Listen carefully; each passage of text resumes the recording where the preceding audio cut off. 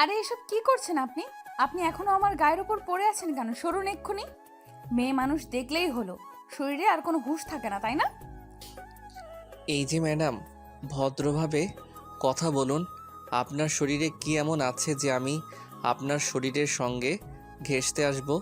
আমি যথেষ্ট ভদ্র ফ্যামিলির ছেলে। আমার এসব মতলব আর কোনো চিন্তা কখনো মাথায় আসে না। সেটা আমাকে আর বুঝিয়ে বলতে হবে না। সেটা তো আমি নিজের চোখে দেখতেই পাচ্ছি যে না, আমি ফোনের কথা বলতে বলতে অমনোযোগী হয়ে এদিকে আসছিলাম, আর তখনই আপনি ইচ্ছে করে আমার সাথে ধাক্কা খেয়ে পড়ে গেলেন। আর এখন বলছেন আপনি ভদ্র ফ্যামিলির ছেলে। আর এটাও আমাকে বিশ্বাস করতে হবে? কেন? এখানে অবিশ্বাস করার কি আছে? আর আপনি নিজেকে কি মনে করছেন? আপনি অবিশ্বাস করলেই বা আমার কি যায় আসে? আপনি তো আমার তেমন কেউ নন যে আপনার বিশ্বাস অবিশ্বাসে আমার কোনো কিছু যায় আসে। এই কথা বলতে বলতে নীল সেখান থেকে কেটে পড়ল। কারণ একটু দূরে তার বন্ধুরা দাঁড়িয়ে আছে, আর তার বন্ধুরা দাঁড়িয়ে দাঁড়িয়ে এসব কাণ্ড দেখছিল। আসলে সে তার বন্ধুদের সঙ্গে এক জায়গায় ঘুরতে যাচ্ছে। আর এইদিকে নেহা এই সাত সকালবেলা রেল স্টেশনে এসেছে। আজ সে তার বয়ফ্রেন্ডকে সঙ্গে নিয়ে পালাবে সে চিন্তা করে।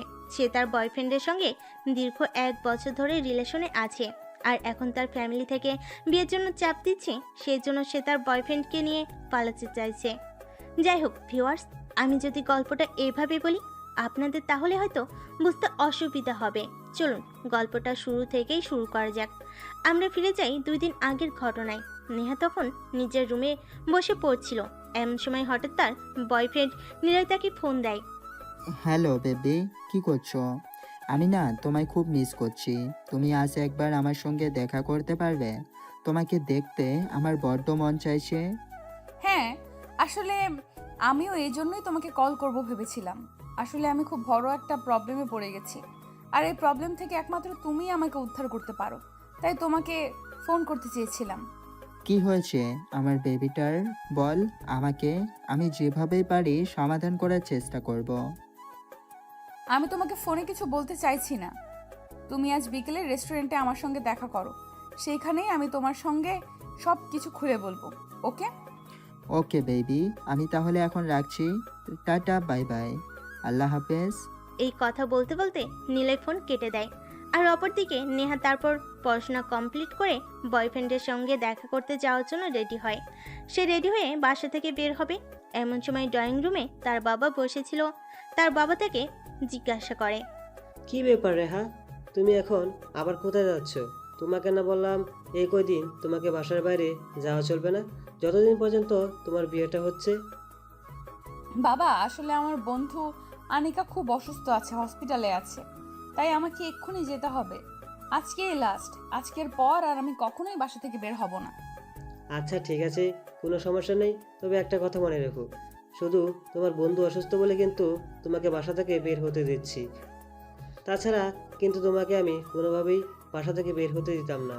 তখন নেহা কোনো রকমে বাসা থেকে বের হয়ে আসে আর রেস্টুরেন্টে চলে আসে। সেখানে এসে দেখে তার বয়ফ্রেন্ড অনেকক্ষণ ধরে অপেক্ষা করছে তার জন্য। তাকে দেখতে পেয়েই তার বয়ফ্রেন্ড বলে ওঠে। হাই বেবি, তোমার এত লেট হলো কেন? আমি তো সেই কখন থেকে তোমার জন্য অপেক্ষা করছিলাম, আর অপেক্ষা করতে করতে একদম বোর হয়ে যাচ্ছিলাম। I am so sorry baby.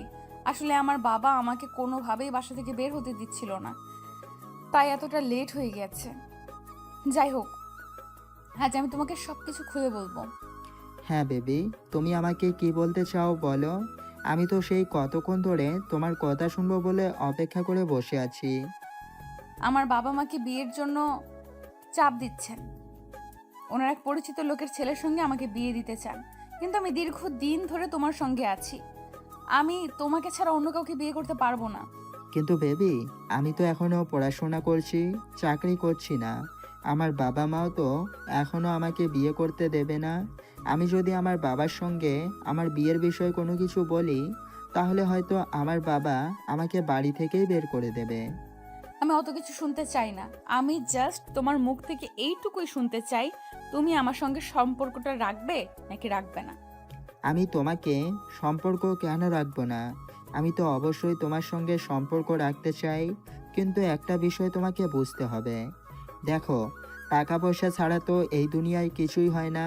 আমি চাকরি করি না, যেহেতু আমার কাছে কোনো টাকা পয়সা নেই, তাই আমরা যদি কিছু একটা করি তখন টাকা পয়সা কোথায় পাবো বলো? টাকা পয়সা নিয়ে তোমাকে কোনো চিন্তা করতে হবে না। আমার অ্যাকাউন্টে যথেষ্ট টাকা রেখেছেন আমার বাবা। আমরা ওই টাকা দিয়ে অনেক দিন চলে যেতে পারবো। আর এর মধ্যে তোমার চাকরির একটা বন্দোবস্ত হয়ে যাবেই। তাছাড়া আমার মা আমার বিয়ের জন্য অনেক স্বর্ণের গহনা বানিয়ে রেখেছেন। আমি প্রয়োজন হলে সেই গহনাগুলো আমার সঙ্গে নিয়ে আসব।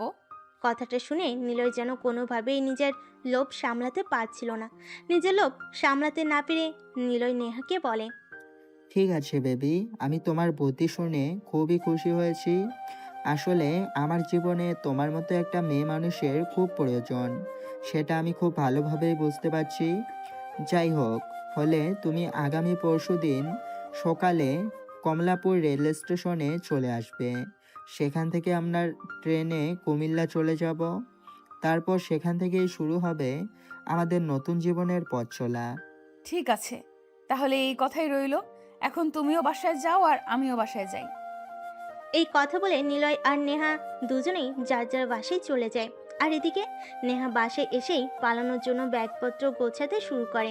তার কাছে নগদে যত টাকা পয়সা ছিল, তার মায়ের কিনে রাখা স্বর্ণের গহনা ছিল, সব কিছু সে নিজের ব্যাগে নিয়ে নেয়। এদিকে দেখতে দেখতে তার বাড়ি থেকে বের হয়ে যাওয়ার সময় ঘনিয়ে এলো রাত 3টা বাজে। এমন সময় সে নিলয়কে ফোন করে। নিলয় তখন ঘুমাচ্ছিল। এত রাতে তাকে কেউ ফোন করে বিরক্ত করুক, এটা তার পছন্দ নয়। তাই সে অনেকটা রেগে গিয়ে ফোনটা রিসিভ করে বলে, এই নেহা, তোমার কি খেয়ে দেয়ে কোনো কাজ নেই? এত রাতে কেউ কাউকে ফোন করে? তুমি তো জানো এখন আমার ঘুমানোর সময়। নিলয়, তুমি সব কি বলছো? আজ তো তোমার আর আমার পালিয়ে যাওয়ার ডেট। আমি তো সব কিছু গুছিয়ে রেডি হয়ে বসে আছি। একটু পরে বাসা থেকে বের হব, আর এখন তুমি আমাকে এই কথা বলছো? সরি বেবি, আসলে আমার এই কথাটা মনে ছিল না, একদম ভুলে গেছিলাম। তুমি কোনো চিন্তা করো না, আমি এক্ষুনি রেডি হয়ে বাসা থেকে বের হচ্ছি। এই কথা বলতে বলতে নিলয় ফোন কেটে দিয়ে দেখে নেহা কিছুক্ষণের মধ্যেই বাসা থেকে বের হয়ে যায়। আর বাসার সামনে সে আগে থেকে একটা সিএনজি রিজার্ভ করে রেখেছিল। তারপর সিএনজি করে কমলাপুর রেল স্টেশনে ভোর 4টার মধ্যে চলে আসে। স্টেশনে পৌঁছে একের পর একটা ফোন করে যাচ্ছে নিলয়কে, কিন্তু নিলয় ফোন তুলছে না। এটা দেখে নেহা প্রচণ্ড পরিমাণ ক্ষেপে যেতে শুরু করে। লাস্ট বার যখন নেহা নিলয়কে ফোন করে, তখন নিলয় ফোনটা তুলে আর রিসিভ করে অপর পাশ থেকে বলতে থাকে, বেবি, একটা সর্বনাশ হয়ে গেছে। আমি যখন বাসা থেকে বের হচ্ছিলাম তখন আমার বাবা আমাকে দেখে ফেলেছে। এখন আমার বাবা আমাকে রুমে আটকে রেখেছে। তুমি 10 মিনিট ওয়েট করো, আমি দেখছি, যেভাবে পারি চলে আসবো। এই কথা বলে নিলয় ফোনটা কাটিয়ে তারপর বাসা থেকে বের হয়। আসলে ঘটনা এরকম কিছুই না। নিলয় ব্যাচেলার একটা ছেলে, তার বাবা মা শহরে থাকে না। আর যাই হোক ভিউয়ার্স, আমি মূল গল্পে যাই, আপনারা বাকি ইতিহাসটা গল্পে শুনবেন। তারপর নিলয় বাসা থেকে বের হয়ে স্টেশনে চলে আসে। আসলে কমলাপুর স্টেশন থেকে তার বাসা খুব একটা দূরে ছিল না, তাই 10 মিনিটের মতো সময় লাগে হেঁটে আসতে স্টেশনে। এসে দেখে নেহা তার জন্য অপেক্ষা করছে। তখন নেহার পাশে গিয়ে বসে আর নেহাকে বলে, নেহা, আমি তোমার বাবার চোখে ফাঁকি দিয়ে চলে এলাম, কিন্তু এখন কথা হচ্ছে, তুমি যা যা বলেছিলে সব কিছু এনেছো তো? দেখো, আমি কিন্তু আমার বাসা থেকে একটা পয়সাও নিয়ে আসতে পারিনি। আমরা দুজন চলবো কি করে? আরে বাবা, আমি তোমাকে বললাম তো এই বিষয়ে তোমাকে কোনো চিন্তা করতে হবে না। আমি সব কিছু গোছগাছ করে তারপরে বাসা থেকে বের হয়েছি। এই যে আমার পাসটা দেখতে পাচ্ছো, এটা ভর্তি টাকা আর গহনা। আর আমার অ্যাকাউন্টে তো যথেষ্ট অ্যামাউন্ট আছেই, তাই তোমার চিন্তার কোনো কারণ নেই। তুমি সত্যি বলছো তো? আমার কিন্তু একদম বিশ্বাস হচ্ছে না। তুমি আমাকে একটু দেখাও তো দেখি। তখন নেহা তার পার্স খুলে সবগুলো টাকা আর গহনা নিলয়কে দেখে। এটা দেখে নিলয় কোনোভাবেই লোভ সামলাতে পারে না, তাই নিলয় নেহাকে বলে, বেবি শোনো, এটা কমলাপুর রেল স্টেশন। এখানে চুরির টাকা দিলে হয় হামেশাই হয়ে থাকে। আর তুমি তো মেয়ে মানুষ, মেয়ে মানুষদেরকে চোর ডাকাতেরা একটু বেশি সহজ সরল মনে করে। তাই একটা কাজ করো, তোমার এই পার্সটা আমার কাছে দাও, আমি আমার কাছে রাখি। তাহলে এটা সবচেয়ে বেশি নিরাপদ থাকবে। নেহা তখন আর দুবার চিন্তা না করে তার পার্সটা নিলয়ের হাতে তুলে দেয়। আর তখনই নিলয় নেহাকে বলে, বেবি, তুমি এখানে 2 মিনিট ওয়েট করো। আমার না খুব জোরে হিসু পেয়েছে। পাশেই টয়লেট আছে, আমি হিসু করে এক্ষুনি চলে আসবো। আচ্ছা ঠিক আছে, কোনো সমস্যা নেই, তুমি এক্ষুনি চলে আসবে। ট্রেন ছাড়তে আরো 25 মিনিট সময় বাকি আছে। এই কথা বলে নিলয় সেখান থেকে চলে যায়। আর এদিকে নেহা বসে বসে নিলয়ের জন্য অপেক্ষা করতে থাকে। কিন্তু 2 মিনিট, 5 মিনিট, 10 মিনিট, 15 মিনিট পেরিয়ে যায়, নিলয়ের আসার নাম গন্ধ নেই। এদিকে নেহা ফোন করতে থাকে, কিন্তু ফোন সুইচ অফ বলছে। নেহা কিছু ভাবতে পারছে না নিলয়ের কিছু হয়েছে। যখন ট্রেন ছাড়তে আর 5 মিনিট বাকি, তখন নিলয়কে ফোনে পাওয়া যায়। আর তখনই নেহা বলতে থাকে, কি ব্যাপার নিলয়, কোথায় তুমি? তুমি তো আমাকে বললে অপেক্ষা করতে, তারপর কোথায় চলে গেলে? আর এখন আসছো না কেন? একটু পরে তো ট্রেন ছেড়ে দেবে। বেবি, সর্বনাশ হয়ে গেছে।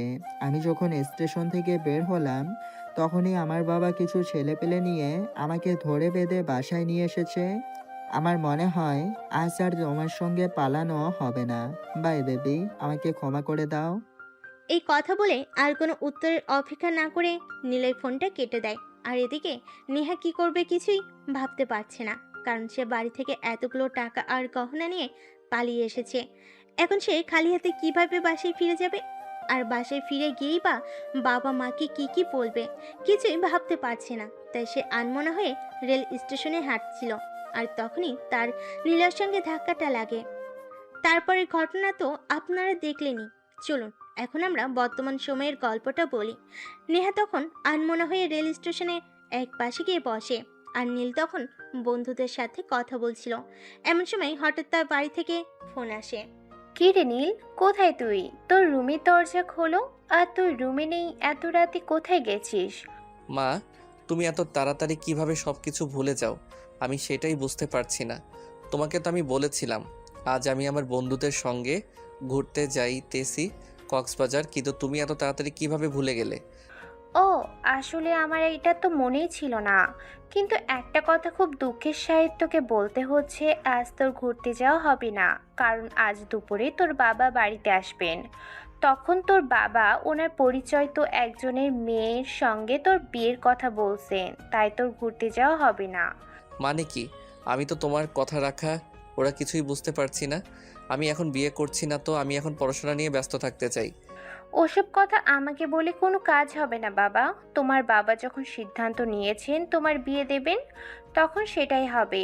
তুমি তো খুব ভালো করেই জানো। আর তোমার বাবা ওনার মুখের উপর কথা বলা একদমই পছন্দ করে না। তাই আমিও তোমার কাছে আশা করব তুমি এই বিষয়ে আর কোনো ঝামেলা না করো। দেখো মা, এখন আমি কমলাপুর রেল স্টেশনে আছি। একটু পরে আমরা ট্রেনে উঠব, আর এখন তুমি এমন কথা বলছো? হ্যাঁ বাবা, আমি বলতে বাধ্য হয়েছি, তাই আর কোনো উপায় নেই। তুমি এক্ষুনি ফিরে আসো। বাসায় ফিরে না আসো আর এই কথাটা যদি তোমার বাবার কান পর্যন্ত পৌঁছায়, তাহলে তোমার বাবা কি করবে সেটা তুমি খুব ভালো করেই জানো। ঠিক আছে মা, তুমি ফোনটা রাখো, আমি দেখছি কি করা যায়। আমি আমার বন্ধুদেরকে বুঝিয়ে কক্সবাজার না যাওয়ার চিন্তা করছি। চিন্তা করছি মানে? তুমি কি বলতে চাইছো? ওসব কথা বলে কোনো লাভ হবে না। তোমার ঘুরতে যাওয়া হবে না মানে হবে না। আমি আর কোনো কথা শুনতে চাইছি না। তোমার বাবা বাসায় ফেরার আগেই আমি তোমাকে বাসায় দেখতে চাই, এটাই আমার শেষ কথা। এই কথা বলে নীলের মা ফোনটা কেটে দেয়। আর এদিকে তার বন্ধুরা তাকে ট্রেনে ওঠার জন্য তাড়া দিতে থাকে। তখন সে কোনো উপায়ন্তর না দেখে তার বন্ধুদেরকে বিষয়টা বুঝিয়ে বলে। আর তারপর তার বন্ধুরা চলে যায়। এদিকে নীল ধীরগতির নিঃশ্বাস ফেলতে ফেলতে স্টেশনের এক পাশে এসে বসে। তখন সে দেখতে পায় একটু দূরেই সেই অচেনা মেয়েটা গভীর চিন্তিত হয়ে বসে আছে। কিছুক্ষণ আগে যে মেয়েটার সঙ্গে ধাক্কা লেগেছিল আর অনেকগুলো কথা শুনেছিল। তাই সে আস্তে আস্তে মেয়েটার পাশে গিয়ে বসে আর বলে, কি ব্যাপার, আপনাকে এত চিন্তিত দেখাচ্ছে কেন? কোনো সমস্যা হয়েছে নাকি? আপনি তো অনেকক্ষণ আগে স্টেশনে এসেছিলেন, তাহলে ট্রেনে উঠলেন না কেন? আপনি আবার এখানে এসেছেন? আপনি কেন বুঝতে পারছেন না আপনাকে আমি সহ্য করতে পারছি না? তারপরও কেন আপনি আমাকে এখানে বিরক্ত করতে এসেছেন? আপনি এখান থেকে চলে যান আর আমাকে আমার মতো থাকতে দিন। তখন পাশ দিয়ে একটা ছেলে চা গরম বলে চেঁচিয়ে যাচ্ছিল, আর নেহা ওই ছেলেটাকে ডাক দিয়ে 1 কাপ চা দিতে বলে। ছেলেটা নেহার দিকে 1 কাপ চা এগিয়ে দেয়। মানছি একটু আগে আপনার সঙ্গে আমার একটা ভুল বোঝাবুঝি হয়েছে, কিন্তু আপনি আমাকে পাশে রেখে একা একা চাটা খেতে পারবেন? মানে আমি আপনাকে এটা বোঝাতে চাইছি যে একা একা চা খেতে ভালো লাগে। আপনি তোমার মতো পরিচিত কেউ নন, আর আপনার সাথে আমার কোনো সম্পর্ক নেই, তাই আমি আপনাকে চা কেন অফার করব? আমি এখানে একাই আছি, তাই আমি একাই চাটা খাবো। আপনার যদি খাওয়ার ইচ্ছে থাকে আপনি খেতে পারেন। I have don't problem. কিন্তু আমার তো আপনার পয়সা দিয়ে চা খেতে ইচ্ছে করছে। যদি কিছু মনে না করেন তাহলে আপনি একটা চাকরিতে দিন না, আপনার সঙ্গে বসে বসে চা খাই আর গল্প করি। তখন নেহা ওই চাওয়ালা ছেলেটার কাছ থেকে আরেক কাপ চা কিনে নেয় আর সেটা নীলের হাতে তুলে দেয়। তারপর দীর্ঘ নিঃশ্বাস ফেলতে ফেলতে চায়ের চুমুক দিতে থাকে। তখন নীল নিজের থেকেই বলে, আচ্ছা ম্যাডাম, দেখুন আপনার সঙ্গে আমার যা হয়েছে তো হয়েছে, এখন তোমার সেই সব কিছু মনে রেখে কোনো লাভ নেই। তাই আমি আপনাকে একটা কথা জিজ্ঞাসা করতে চাই, দয়া করে যদি উত্তর দেন। হ্যাঁ, কি বলবেন বলুন, আমি শুনছি। আপনি তো অনেকক্ষণ আগে স্টেশনে পৌঁছেছিলেন, তাহলে ট্রেনে উঠতেই পারতেন, কিন্তু আপনি সেটা না করে এখানে কেন বিষণ্ণ মনে বসে আছেন? যদি কিছু মনে না করেন তাহলে এর কারণটা জানতে পারি? আসলে আমি আমার বয়ফ্রেন্ডকে নিয়ে পালাবো বলে এসেছিলাম বাসা থেকে। অনেক টাকা পয়সা আর স্বর্ণের গহনা নিয়ে এসেছিলাম, কিন্তু আমার যতদূর মনে হচ্ছে আমার বয়ফ্রেন্ড আমার থেকে সেগুলো কৌশলে নিয়ে নিয়েছে এবং তারপরে এখান থেকে কেটে পড়েছে। কি বলছেন আপনি? আপনার বয়ফ্রেন্ড এতটা স্বার্থপর? আসলে আপনারা মেয়ে মানুষরা না এরকমই, যে কাউকে সহজে অনেক বেশি বিশ্বাস করেন আর খুব তাড়াতাড়ি ঠকে যান আপনারা। মেয়েরা এত বোকা কেন বলেন তো? এই যে মিস্টার, ঠিক করে কথা বলুন। আমি মোটেও বোকা নই, আমি তাকে ভালোবাসতাম, তাই তো আমি এত কিছু নিয়ে এখানে চলে এসেছি। মাকে নিয়ে সংসার করব বলে আপনারা ছেলেরা, প্রতারক ছেলেরা ভালোবাসার মূল্য দিতে জানেন না। আপনার সঙ্গে আমি একমত হতে পারলাম না। মানুষ মানে মুহূর্তের রং বদলায়, এটাই স্বাভাবিক, কিন্তু কোনো একটা প্রজাতি নির্দিষ্ট নয়। ছেলেরা যেমন বিশ্বাসঘাতকতা করে তেমনি মেয়েরাও বিশ্বাসঘাতকতা করতে পারে, সেটা শুধু সময় আর স্থান ভেদে হয়। আরে যা, আমি আপনাকে এইসব কথা কেন বলছি বলেন তো? আপনি তো আমার পরিচিত কেউ নন, কিংবা আপনার সঙ্গে আমার কোনো সম্পর্কও নেই, তাহলে আমি এসব কথা আপনাকে কেন বলছি? আর আপনাকে বলি বা আমার কি লাভ হবে? আসলেই তো, আপনি আমাকে কেন এই কথাগুলো বলছেন আর আমি বা কেন শুনছি এই কথাগুলো? আমারও তো আপনার এই কথাগুলো শুনে সেরকম কোনো লাভ হবে বলে মনে হয় না। যাই হোক, আপনি এখন কি করবেন চিন্তা করছেন? বাসায় ফিরে যাবেন নাকি অন্য কিছু? আমি কোনো কিছুই ভাবতে পারছি না, কি করব আমি। আর এখন আমার কি করা উচিত? আসলে আমার মেজাজটা খুবই খারাপ হয়ে গেছে। আমি আমার মায়ের আলমারি থেকে মায়ের বিয়ের গহনা সহ আমার বিয়ের জন্য অনেকগুলো গহনা তৈরি করে রেখেছিল, সেগুলোই নিয়ে চলে এসেছিলাম, আর বেঈমানটা সব কিছু নিয়ে পালিয়ে গেল। দেখুন, আমি আপনার বন্ধু নাই হতে পারি, কিন্তু বন্ধু হিসেবে একটা উপদেশ আপনাকে দিতে পারি। যদি সেটা মানেন তাহলে হয়তো আপনার ভালো হবে। উপদেশ দাও, আবার আপনি দিবেন কেন বলেন তো? আমাকে উপদেশ বা বুদ্ধি আপনার কি লাভ? আমি যতদূর জানি আপনি তো আমার পরিচিত বা আত্মীয় কেউ নন। দেখুন, আমরা সবাই মানুষ, আর মানুষ মানুষের জন্য, তাই আপনাকে একটু উপকার করতে পারলে আমার সেরকম লাভ না হলেও ক্ষতি হবে না, সেটা আমি জানি। আচ্ছা ঠিক আছে, আমাকে এত নীতি কথা শোনাতে হবে না। কি বলতে চান বলুন। আমার যদি আপনার অ্যাডভাইস পছন্দ হয় তাহলেই আমি হয়তো সব কিছু করব, আর নয়তো আমার মনে যা আসে আমি তাই করব। আপনি এখন আমার সঙ্গে চলেন, আমি আপনাকে আপনার বাসা পর্যন্ত পৌঁছে দিয়ে আসি। আপনার কি মাথা খারাপ হয়ে গেছে নাকি? আমার বাবা মা সবাই এতক্ষণে জেনে গেছে আমি বাসা থেকে পালিয়ে এসেছি, আর এখন আমি বাসায় কোন মুখ নিয়ে দাঁড়াবো বলতে পারেন? শুনুন, তাহলে আমি বলছি, আপনি আপনার বাসায় ঢুকবেন, আপনার পেছন পেছন আমিও আপনার বাসায় ঢুকবো। তখন আপনার বাবা মা আপনার বাসা থেকে এভাবে চলে আসার কারণ জানতে চাইবে কেন আপনি তাদেরকে এভাবে ঠকিয়েছেন। তখন আপনি চুপচাপ দাঁড়িয়ে থাকবেন, যা বলার আমি বলবো। কিন্তু আপনি আমার বাবা মাকে ম্যানেজ করতে পারবেন? আমার বাবা কিন্তু প্রচণ্ড রাগী মানুষ। আমার বাবাকে কিন্তু সহজে কেউ কোনো কথা শোনাতে পারে না। দেখুন, আপনি ওসব কিছু আপনাকে চিন্তা করতে হবে না। ওইসব চিন্তা আপনি আমার উপর ছেড়ে দেন। আপনি শুধু নিজের উপর কনফিডেন্স রাখেন আর আপনার বয়ফ্রেন্ড আপনার সঙ্গে যেটা করেছে সেটা ভুলে যাওয়ার চেষ্টা করুন। কিন্তু শোনেন, একটা কথা আপনাকে বলেই নেই, আমার সঙ্গে যেটা করেছে সেটার জন্য আমি নিজেকে কোনোদিনও ক্ষমা করতে পারবো না।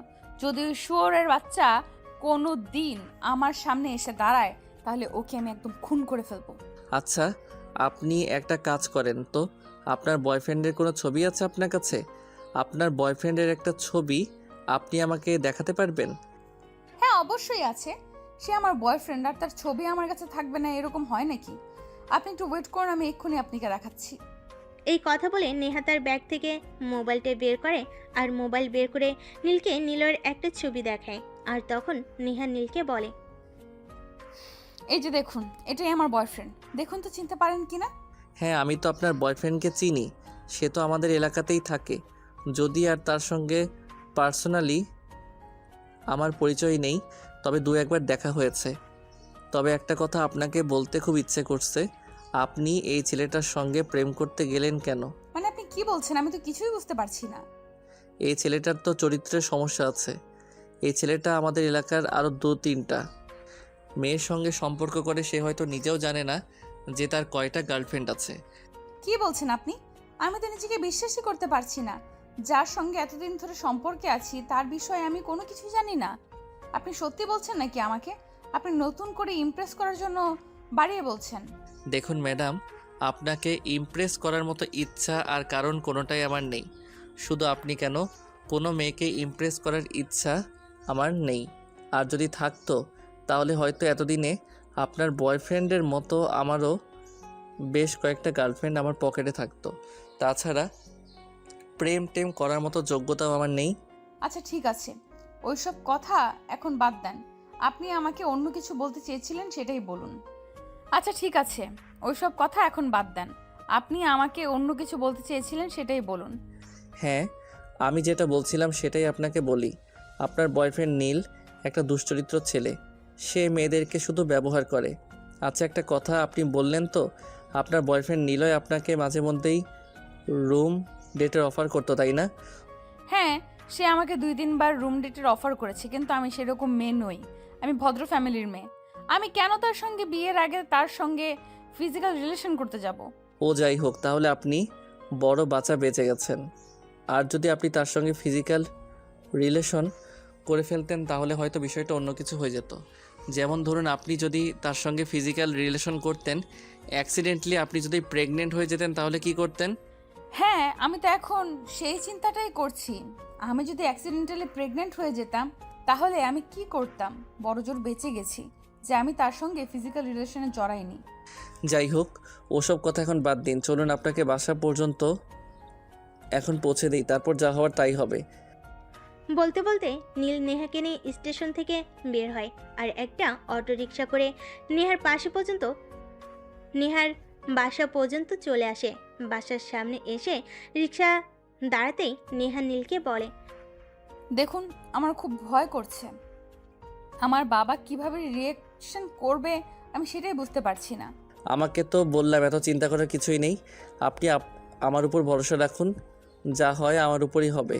আর চিন্তা করার কিছুই নেই। সো প্লিজ আপনি শুধু ভিতরে নিয়ে চলেন আমাকে।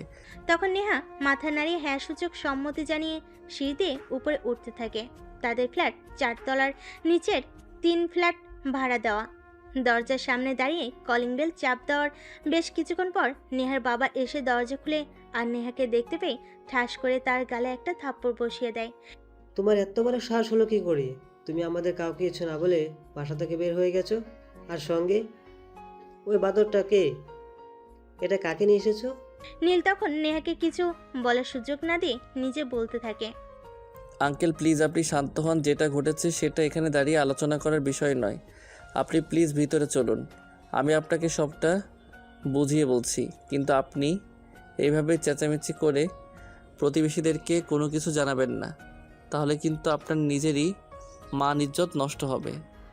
তুমি আমাকে কি বুঝিয়ে বলবে বলো? আর তুমি কে? তুমি তো নেহার বন্ধু নাও। তোমাকে তো আজকের আগে কখনো দেখিনি। হ্যাঁ আঙ্কেল, আপনি একদম ঠিক ধরেছেন। না, আপনার মেয়ের সঙ্গে আমার কোনো বন্ধুত্ব বা অন্য কোনো সম্পর্ক নেই।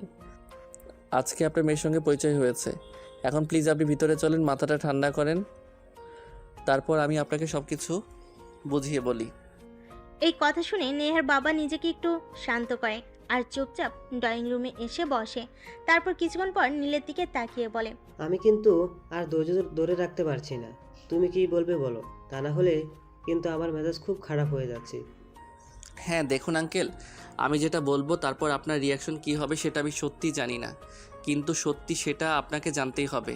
আপনার মেয়ে একটা ছেলের সঙ্গে রিলেশনে ছিল, কিন্তু আপনি নাকি আপনার মেয়ের জন্য বিয়ের সম্বন্ধ করছেন, তাই আপনার মেয়ে সেই ছেলেটার সঙ্গে পালিয়ে যাওয়ার জন্য বাড়ি থেকে বের হয়ে চলে গিয়েছিল। নেহা, তোমার এত বড় দুঃসাহস হবে সেটা আমি কল্পনাতেও চিন্তা করিনি। তুমি আমার মেয়ে সেটা ভাবতেও আমার ঘেন্না লাগছে। আঙ্কেল প্লিজ আপনি শান্ত হন, আমি আপনাকে কি বলতে চাইছি সেটা আগে আপনি শুনুন, তারপর যা বলার বলুন। তখন নেহার বাবা নিজেকে একটু শান্ত করে সোফায় বসেন আর নীলকে বলতে বলেন। তখন নীল বলতে থাকে, হাসালি, আঙ্কেল যে ছেলেটার সঙ্গে আপনার মেয়ে রিলেশনে ছিল সেই ছেলেটা একটা প্রতারণা করে আপনার মেয়েকে ঠকিয়েছে, তাই আপনার মেয়ে এসব কিছুই সহ্য করতে না পেরে আত্মহত্যা করতে গিয়েছিল, আর সেখান থেকে আমি তাকে বাঁচিয়ে নিয়ে এসেছি। তুমি এই মেয়েটাকে বাঁচালে কেন? এই মেয়েটা তো মরে যাওয়া উচিত ছিল। যে মেয়ে নিজের বাবা মায়ের মান সম্মানের কথা চিন্তা করে না, সে মেয়ে বেঁচে থেকে কী লাভ? সে তো মেয়ে নামে কলঙ্ক। আঙ্কেল প্লিজ আপনি শান্ত হন। দেখুন, আমি আপনার মেয়ের সাথে কথা বলে জানতে পারলাম যে নেহা আপনাদের একমাত্র মেয়ে, আর একমাত্র মেয়ে যে বাবা মায়ের কথাটা প্রিয় হয় সেটা আমি খুব ভালো করে জানি। তাকে অনেক কষ্ট করে বুঝিয়ে সুঝিয়ে আপনার এখানে নিয়ে এসেছি, কারণ আমি এটা খুব ভালো করে জানি আপনি উপরে যতই রাগ দেখাচ্ছেন না কেন আপনার মেয়েকে আপনি প্রচণ্ড ভালোবাসেন। যে মেয়ে নিজের বাবা মায়ের ভালোবাসার কথা চিন্তা করে না, যে বাবা মা তাকে 20টা বছর ধরে আদর করে যত্ন করেছে, সেই বাবা মায়ের কথা চিন্তা না করে বয়ফ্রেন্ডের সঙ্গে পালিয়ে যাওয়ার চিন্তা করে, সেই মেয়েকে আর যাই হোক ভালোবাসা যায় না। এই কথাটা আপনি বুকে হাত দিয়ে বলতে পারবেন? যদি হাত দিয়ে বলতে পারেন তাহলেই আমি বিশ্বাস করব, নয়তো বলবো আপনি শুধু মুখেই বলছেন। তখন নেহার বাবা আর কোনো কথা বলে না, চুপচাপ বসে আছে।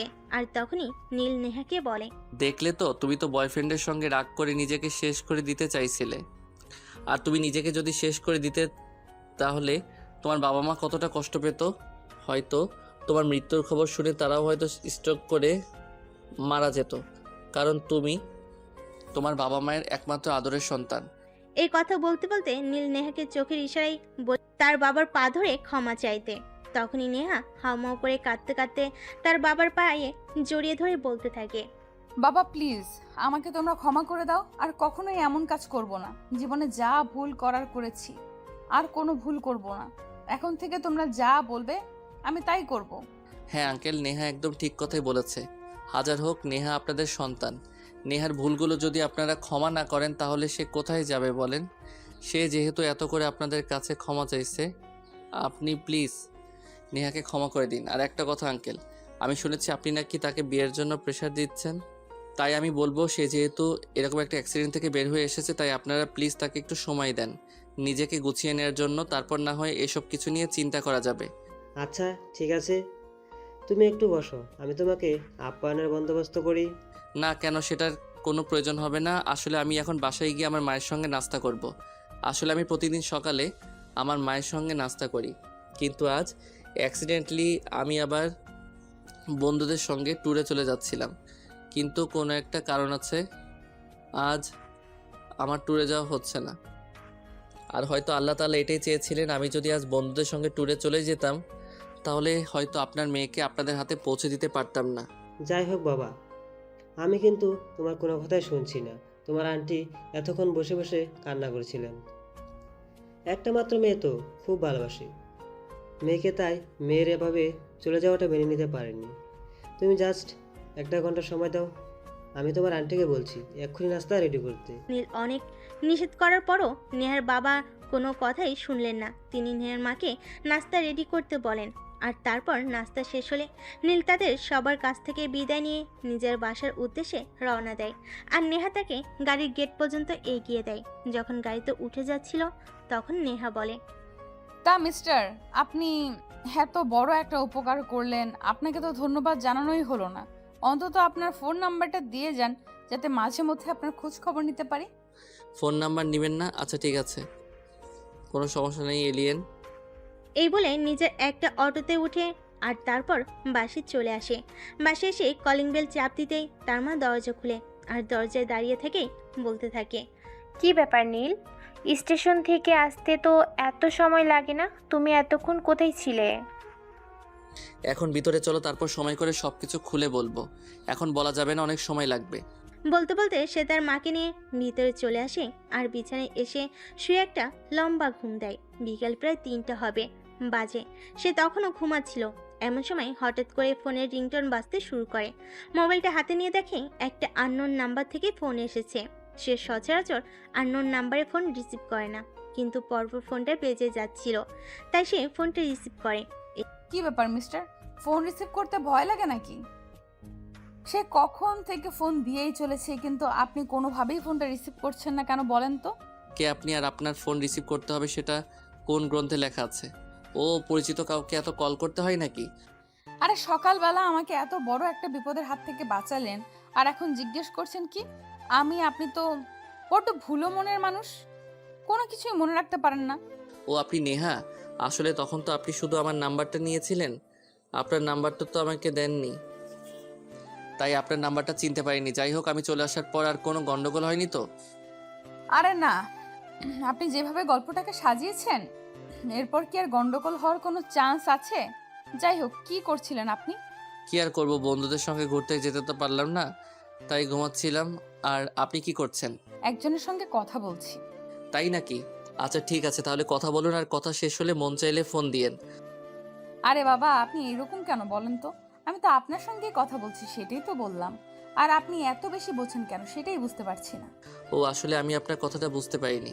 যাই হোক, এখন কি চিন্তা ভাবনা করছেন? আবার নতুন করে কারোর সঙ্গে প্রেম করবেন নাকি? না, সেসব কিছু নিয়ে এখনো তেমন কোনো চিন্তা করিনি। তবে একজনকে আমার খুব ভালো লেগে গেছে। সে যদি আমার সাথে প্রেম করতে চায়, অবশ্যই আমি তার সঙ্গে প্রেম করব। আপনার মেয়েরা পারেনও বটে, একটা মেয়েরই আসল অবদান হলো না, আর একটা প্রেম করার ইচ্ছে করছেন। যাই হোক, সেসব আপনাদের নিজেদের ব্যক্তিগত ব্যাপার, আমি কেন সেসব নিয়ে নিজেকে ইনভলভ করছি? আচ্ছা, আপনি এত আনরোমান্টিক কেন বলেন তো? বয়স তো কম হলো না, একটা প্রেম টেম করেন। আর প্রেম করতে না পারলে বিয়ে তো করেন। প্রেম হয়তো আমাকে দিয়ে হবে না, তবে বিয়েটা হবে হয়তো, কারণ আমার মা বলেছে আমার বাবা নাকি আমার জন্য বিয়ের সম্বন্ধ করছেন, তাই বিয়েটা হয়তো হয়ে যেতে পারে। কিন্তু আমার মন প্রাণ রোমান্টিক ছেলের সঙ্গে কে প্রেম করবে বলেন তো? আচ্ছা, যদি কিছু মনে না করেন একটা কথা বলি। আপনি কেমন মেয়ে পছন্দ করেন? যদি বলতেন তাহলে হয়তো আমি আপনাকে একটু সহযোগিতা করতে পারতাম। না ম্যাডাম, আমাকে সহযোগিতা করার কোনো প্রয়োজন নেই। আপনি নিজের চরকে তেল দেন। আমি রাখছি, খুব ঘুম পাচ্ছে, ঘুমাবো আমি। আপনি আমার কাঁচা ঘুমটা ভেঙে দিলেন। ও তাই নাকি? আচ্ছা সরি, রাখছি তাহলে। ভালো থাকবেন, টাটা, বাই বাই। এই কথা বলে নেহা ফোনটা কেটে দেয়। সন্ধ্যা হয়ে যায়। নীলের বাবা বাড়িতে আসে, কিন্তু সেরকম কোনো আভাস পাওয়া যায়নি। পরের দিন ব্রেকফাস্ট টেবিলে যখন নীল ব্রেকফাস্ট করতে আসে, তখন নীলের বাবা বলে, দেখো নীল, তুমি এখন যথেষ্ট বড় হয়ে গেছো, তাই আমি চাইছি এখন তোমার বিয়ে শাদী নিয়ে চিন্তা ভাবনা করতে। কিন্তু বাবা, আমার অনার্স কমপ্লিট করতে তো আরও 3 মাস সময় বাকি আছে। আগে পড়াশোনাটা শেষ করি, তারপর বিয়ের শাদী নিয়ে চিন্তা করি। আচ্ছা ঠিক আছে, সে তুমি যা ভালো মনে করো তাই করো। আমি এই বিষয়ে তোমাকে কোনো কিছুই বলবো না, কারণ আমি চাই না আমার ছেলে তার মতের বিরুদ্ধে গিয়ে কিছু করুক। লাভ ইউ বাবা, থ্যাংক ইউ সো মাচ। জানতাম আমার মা আমাকে না বুঝলে তুমি আমাকে খুব ভালো করেই বুঝবে, কারণ তুমি তো আমার বাবা, আর বাবারা সবসময় তাদের ছেলেদেরকে খুব ভালো করে বোঝে, তাই না বাবা? বলতে বলতে সবাই যার যার রুম মতো নাস্তা শেষ করে নিজের রুমে চলে যায়। আর এদিকে দেখতে দেখতে বেশ কয়েকদিন চলে যায়। ইতিমধ্যেই নীল আর নেহা প্রায়ই ফোনে কথা বলে। আর কথা বলতে বলতে তাদের মধ্যে একটা ভালো বন্ডিংও তৈরি হয়ে গেছে।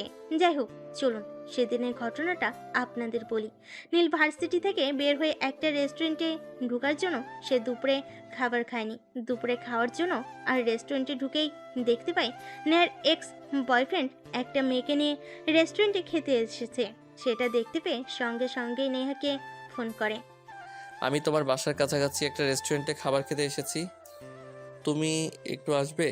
তোমার সঙ্গে দেখা করব। কিন্তু বাসা থেকে কি বলে বের হব? আমার বাবা তো এখন আমাকে চোখে চোখে রাখে, কোনোভাবেই একা একা বাসা থেকে বের হতে দেয় না। তুমি একটা কাজ করো, তোমার বাবাকে গিয়ে বলো তোমার একটা বন্ধু অ্যাক্সিডেন্ট করেছে, তাই তোমাকে এক্ষুনি বাসা থেকে বের হতে হবে। কারণ তোমার বন্ধুর রক্তের প্রয়োজন, আর তোমার বন্ধুর ব্লাড গ্রুপ 1। মাথায় এত বুদ্ধি আছে কি করে, আমি সেটাই বুঝতে পারি না। আপনি হুটহাট এইভাবে বুদ্ধি কিভাবে বের করেন বলেন তো? প্লিজ, এখন এত কথা বলার সময় নেই। তোমাকে যেটা বলেছি তুমি সেটাই করো। তুমি এক্ষুনি তোমার বাবাকে গিয়ে বলো এই কথাটা, তারপরে বের হয়ে আসো। তখন নেহা ঠিক আছে বলে ফোনটা কেটে দেয় আর তার বাবার কাছে যায়। নীলের বলা কথাটা তার বাবাকে বলে আর তার বাবার নিমেষে রাজি হয়ে যায়। তারপর সে বাসা থেকে বের হয়ে সে রেস্টুরেন্টে চলে আসে এবং নীলের সামনে চেয়ারে বসে তখন সে নীলকে বলে, আচ্ছা, আপনি এখানে খেতে এসেছেন সেটা বুঝলাম, কিন্তু এইভাবে আমাকে ডাকার কারণটা কি? আপনি কি আমায় ট্রিট দেবেন নাকি? তুমি ট্রিট চাইলে অবশ্যই আমি দেব, কোনো সমস্যা নেই। কিন্তু এখানে আমি তোমাকে অন্য একটা কারণে ডেকে এনেছি। কি যে বলেন না, আপনি আমার কথার আগামাথা কিছুই বুঝতে পারি না। আপনি আমাকে রেস্টুরেন্ট থেকে এনেছেন কোথায় ট্রিট দিবেন, সেটা না করে বলছেন আপনি আমাকে অন্য কোনো কারণে ডেকে এনেছেন। আচ্ছা ঠিক আছে, বলেন কি কারণ? নীল তখন তার থেকে 15 ফুট দূরতে বসে থাকা দুজন তরুণ তরুণীর দিকে ইশারা করে আর বলে, ওই যে দেখো, তোমার বয়ফ্রেন্ড নিলয়ের আসল চরিত্র। সেদিন তুমি অনেক বলেছিলে আমি তোমাকে ইমপ্রেস করার জন্য বাড়ি বানিয়ে বানিয়ে বলেছি। এখন কি বলবে বলো? নীল অন্য একটা মেয়েকে রেস্টুরেন্টে নিয়ে খেতে এসেছে আর সে মেয়েটার সঙ্গে হাত ধরাধরি ঘেঁষাঘেঁষি করে কথা বলছে। এইসব কিছু দেখে নেহা আর সহ্য করতে পারছে না। তখন নীল বলে, কি ব্যাপার নেহা, বয়ফ্রেন্ডকে অন্য মেয়ের সঙ্গে দেখে খুব রাগ হচ্ছে বুঝি? বয়ফ্রেন্ডকে অন্য মেয়ের সঙ্গে দেখে আমি জেলাস ফিল করছি সেরকমটা নয়, আমি শুধু মেয়েটার জন্য আফসোস করছি, কারণ সেও হয়তো আমার মতো বোকা, আর বোকা না হলে এরকম একটা প্রতারকের প্রেমে পড়তো না। আচ্ছা, তুমি একটা কাজ করতে পারবে? যাই হোক, কাজ পরে করো, তোমার তো যা ক্ষতি হওয়ার হয়েই গেছে। তুমি এমন কিছু একটা করো যাতে এই মেয়েটার কোনো ক্ষতি না হয়। হ্যাঁ, আমিও মনে মনে এরকমটাই ভাবছিলাম, কিন্তু আমি কি করব? আর মেয়েটা কেনই বা আমাকে বিশ্বাস করবে? মেয়েটা তোমাকে কেন বিশ্বাস করবে? মানে মেয়েটাকে তোমার বিয়ে বিশ্বাস করাতেই হবে। তাছাড়া মেয়েটাকে বিশ্বাস করানো কি এমন কঠিন কাজ? তোমার কাছে তো তোমার আর তোমার বয়ফ্রেন্ডের অনেক ছবি আছে, এর থেকে 2-1টা দেখালেই হবে। মেয়েদেরকে বিশ্বাস করানোর জন্য এত কিছুর প্রয়োজন পড়ে না, মেয়েরা অল্পতেই বিশ্বাস করে। বুঝতে পেরেছো? হ্যাঁ, আমি সবটা বুঝতে পেরেছি, আর কোনো সমস্যা নেই। আপনি এখানে থাকেন, আমি আসছি। বলে নেহা সেখানে আর এক মুহূর্ত দেরি না করে সোজা নিলয়ের সামনে গিয়ে দাঁড়ায় আর নিলয় তাকে দেখে অনেকটা থতমত হয়ে বলে, কি ব্যাপার, তুমি এখানে কি করে এলে? কেন, আমাকে দেখে খুব অবাক হয়েছিস তাই না? তুই কি ভেবেছিলি সেদিন আমি আত্মহত্যা করব? না, আমি আত্মহত্যা করার মতো মেয়ে নই। তুই আমার সঙ্গে যেটা করেছিস খুব খারাপ করেছিস, এর পরিণাম আজ আমি তোকে বোঝাবো। এই কথাটা বলে নেহা নিলয়ের শার্টের কলার টেনে ধরে দাঁড় করে। এমন সময় পাশ থেকে ওই মেয়েটা বলে, আরে আরে, এসব কি করছেন আপনি? আপনি আমার বয়ফ্রেন্ডের শার্টের কলার এভাবে চেপে ধরেছেন কেন? ছাড়ুন, আপনি ছাড়ুন বলছি, তা না হলে কিন্তু আমি রেস্টুরেন্ট অথরিটির কাছে আপনার নামে কমপ্লেন করব। এই মেয়ে চুপ কর। তুই তুই কাকে বয়ফ্রেন্ড বলছিস? এই নর্দমার কিটকে? এটা তো একটা ঠগ, ভণ্ড, প্রতারক। আমার সঙ্গে কি করেছে তুই জানিস? জানলে তুই নিজে ওকে জুতা পেটা করবি। আর এসব কি বলছেন আপনি? আর নিলয়, এই মেয়েটা কে? আর এই মেয়েটা এসব কথা কেন বলছে? হারামজাদা, কি বলবে? আমি তোকে বলছি, শোন, এটা আমার এক্স বয়ফ্রেন্ড। এর সঙ্গে আমার দীর্ঘদিনের সম্পর্ক ছিল। আমার পরিবার থেকে আমাকে বিয়ের জন্য চাপ দিচ্ছিল, তাই আমি তাকে নিয়ে পালিয়ে যাব বলে বাসা থেকে অনেক টাকা পয়সা নিয়ে পালিয়ে আসি। কিন্তু এই ভণ্ড প্রতারক আমাকে ঠকিয়ে টাকা পয়সা আর গয়না নিয়ে পালিয়ে যায়। মানে এসব কি বলছেন আপনি? আমি তো এটা বিশ্বাসই করতে পারছি না। একে তো আমি অনেক ভালো ছেলে মনে করতাম, তাই তো আমি এর সঙ্গে রিলেশনে এসেছি। আর আমার বাবা মা যদি জানতে পারে আমি এমন একটা বদমাশের সঙ্গে রিলেশনে এসেছি, তাহলে তো আমার বাবা মা আমাকে মেরেই ফেলবে। প্লিজ বেবি, তুমি আমাকে ভুল বোঝো না। এই মেয়েটা একদম মিথ্যা কথা বলছে। এই মেয়েটাকে আমি চিনি না। এই মেয়েটার সাথে আজকের আগে কখনো আমার দেখাই হয়নি। প্লিজ তুমি আমাকে ভুল বোঝো না। কিন্তু সম্পূর্ণ কথাটা শেষ করার আগেই নেহা তার পায়ের জুতো খুলে নিলয়কে পেটাতে শুরু করে আর বলতে থাকে, শালা হারামজাদা, আমি তোকে মিথ্যা কথা বলছি নাকি তুই এই মেয়েটাকেও আমার মতো টোপ গিলাচ্ছিস? দাঁড়া, মেয়েদের সঙ্গে প্রতারণা করার মজা আজ তোকে আমি হাড়ে হাড়ে বোঝাবো। এই কথাগুলো বলে নেহা সজোরে নিলয়কে আঘাত করতে থাকে। আর আঘাত করার এক পর্যায়ে সে ঠাস করে নীলের নাক বরাবর একটা ঘুষি মারে। আর তখনই নিলয়ের নাক ফেটে রক্ত বের হতে থাকে। এটা দেখে নিলয়ের নতুন গার্লফ্রেন্ড সেখান থেকে দৌড়ে পালিয়ে যায়। আর নীল দৌড়ে এসে নেহাকে ধরে বলে, আরে এটা কি করলে তুমি? এখন তো পুলিশ কেস হয়ে যেতে পারে। চলো এখান থেকে পালাই আগে। এই কথা বলে নীল আর নেহা সেখান থেকে দৌড়ে বের হয়ে আসে। আর বাইরে এসে রাস্তার সাইডে একটা গাছের নিচে বসে পড়ে। আর তখন নীল নেহাকে বলে, তুমি তো দারুণ মারপিট করতে পারো। তোমাকে সিনেমার অ্যাকশন হিরোইন বানালে কিন্তু বেশ মানাতো।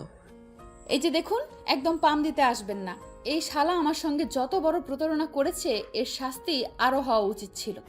আমার মায়ের বিয়ের গয়না, আমার জন্য তৈরি করে রাখা গয়না, আমার বাবার এতগুলো টাকা সবগুলো মেরে দিয়েছে। একে তো আমার খুন করে ফেলা উচিত। আচ্ছা ঠিক আছে, এখন আপনি শান্ত হন, যা করার পরে করবেন। কিন্তু একটা কথা বলুন তো, আপনি তো আসলে অনেক দিন ধরে রিলেশনে ছিলেন। আপনি যেভাবে তাকে মারলেন, আপনার কি একটু দয়া মায়া লাগেনি? আমার মনে হয় আপনি কোনো দিন তাকে ভালোই বাসেননি। যদি ভালোবাসতেন তাহলে এভাবে তাকে মারতে পারতেন না।